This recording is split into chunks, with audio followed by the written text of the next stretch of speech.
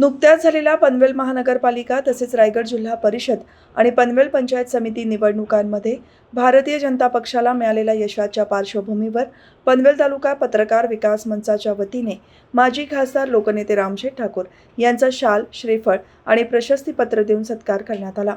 पनवेल महानगरपालिकेच्या निवडणुकीत 78 पैकी 60 नगरसेवक भाजपचे निवडून आले असून जिल्हा परिषदेत पनवेल तालुक्यातील 8ही मतदारसंघांवर भाजपचा विजय झाला आहे। तसेच पंचायत समितीतील 16 पैकी 15 जागांवर भाजपने विजय मिळवला आहे।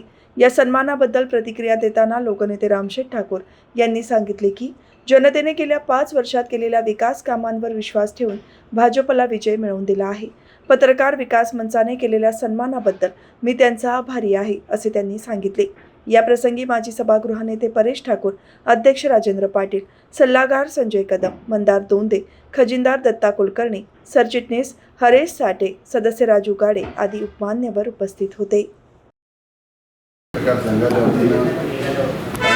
सत्कार करण्याचा तुम्हाला अतिशय आनंद होत आहे। खरं हे फक्त मार्गदर्शन करण्याचं काम केलं, सर्व मेहनत प्रशांत ठाकूर, परेश ठाकूर आणि कार्यकर्ते यांनी केलेली आहे। पण 5 वर्ष सतत काम केल्याचं हा परिणाम आहे। त्यामुळं 80% जागा 78 पैकी 60 आणि पलीकडं तुमच्या 16 पैकी 8 पैकी 8 जिल्हा परिषद आणि 16 पैकी 15 पंचायत समिती असं घवघवीत यश मिळालेलं आहे।